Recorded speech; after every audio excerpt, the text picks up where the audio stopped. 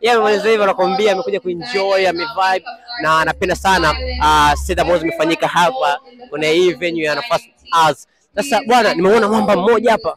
Tuwe tupige story. Kwaje? Fresh nani? Hapa Afya.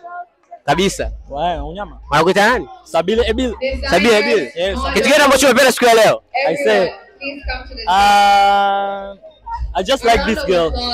Oh. Yeah. Wow. Umekula? Sijala lakini seeing her. Yeah, umekuwa umeshiba. Njoo. This one. Hello. Hello. Hi. Mambo? So I was telling my friend like kitu gani umependa in this day, nikasema wewe. Mimi. Really asante. Amesema akikuona ameshiba. Oh my god. Oh my god. Acha unafiki basi, tikia hata kikamera watu wajue.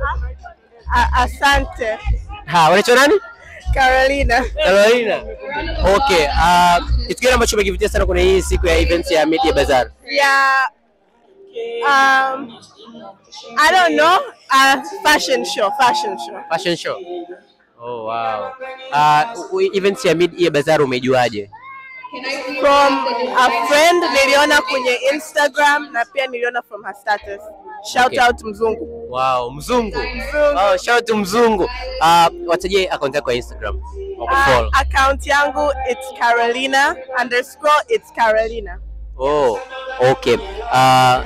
Ukiachana hivyo waambie usisahau kufollow account ya Instagram ya Fatina Kitaa. Waambie usisahau kufollow account ya Instagram ya Fatina Kitaa. Niseme usahau kufollow account ya Instagram ya nini? Fatina Kitaa. Chai wale walikuwa ni Carolina, tuko naye hapa siku hii ya leo. Kama unavyoona, uzuri events bado inaendelea kule kama unavyojionea. Yes, kama unavyojionea hao ndio walikuwa wana participate kwenye model siku hii ya leo. Na huyu anaongea ni co-host anaitwa Ikajiliwa. Yes, kwa watu wamevibe na events bado inaendelea till saa 4 usiku. Mimi Fatina Kitaa bado tupo hapa tukuletea updates zote ambazo zinaendelea ndani ya kitaa cha Nafasi Arts Fest niko jijini Dar es Salaam. Bana, sisi bado tupo hapa, si ndivyo? Tuendelea kupa updates zote. Ciao.